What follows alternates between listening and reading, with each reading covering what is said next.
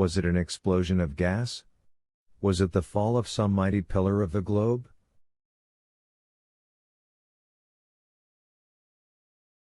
I listened still. I wanted to know if the noise would be repeated. A quarter of an hour passed away. Silence reigned in this gallery. I could not hear even the beating of my heart.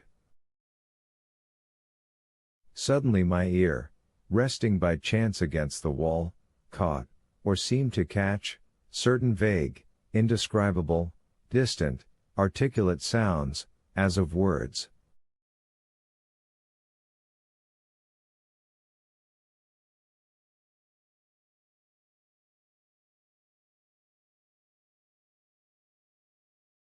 This is a delusion, I thought.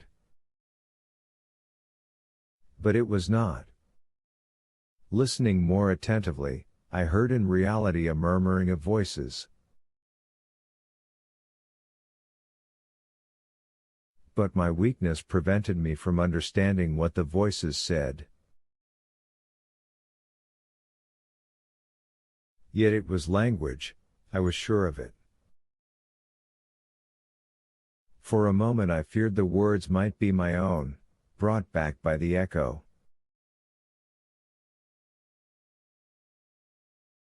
Perhaps I had been crying out unknown to myself. I closed my lips firmly, and laid my ear against the wall again. Yes, truly, someone is speaking, those are words.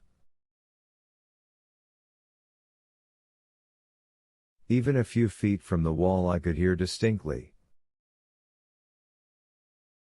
I succeeded in catching uncertain, strange, undistinguishable words.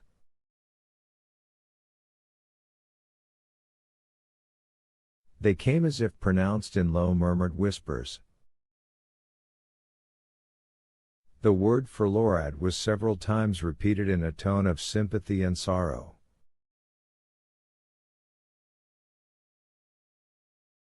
Help!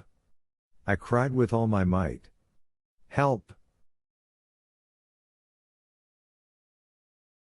I listened, I watched in the darkness for an answer, a cry, a mere breath of sound, but nothing came.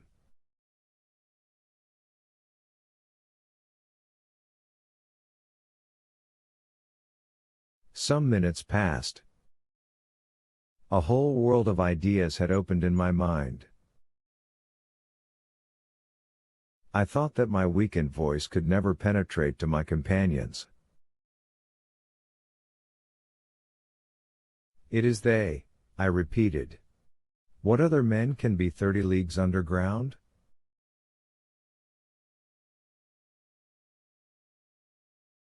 I again began to listen. Passing my ear over the wall from one place to another, I found the point where the voices seemed to be best heard.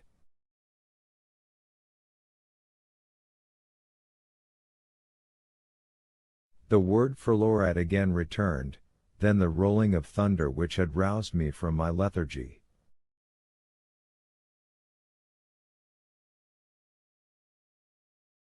No, I said, no, it is not through such a mass that a voice can be heard.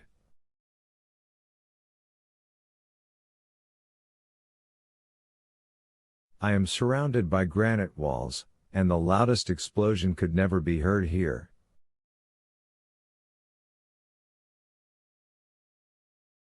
This noise comes along the gallery.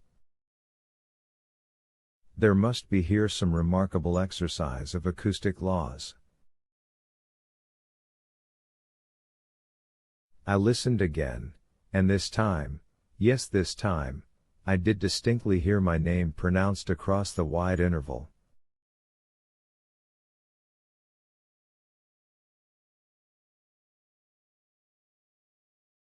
It was my uncle's own voice. He was talking to the guide. And for Lorad is a Danish word. Then I understood it all. To make myself heard, I must speak along this wall, which would conduct the sound of my voice just as wire conducts electricity.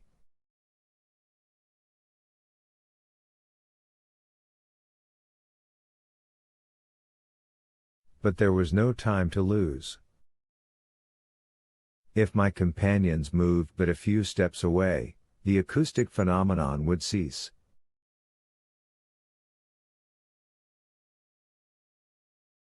I therefore approached the wall, and pronounced these words as clearly as possible.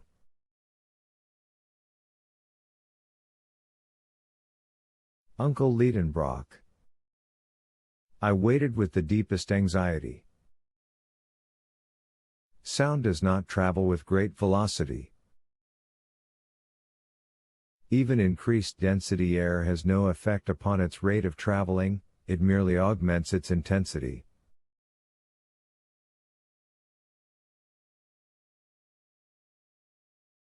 Seconds, which seemed ages, passed away, and at last these words reached me.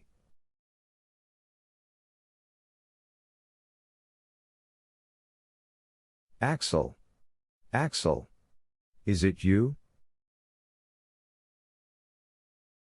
Yes, yes, I replied. My boy, where are you? Lost, in the deepest darkness. Where is your lamp? It is out. In the stream? Disappeared. Axel, Axel, take courage. Wait. I am exhausted. I can't answer. Speak to me. Courage, resumed my uncle. Don't speak. Listen to me.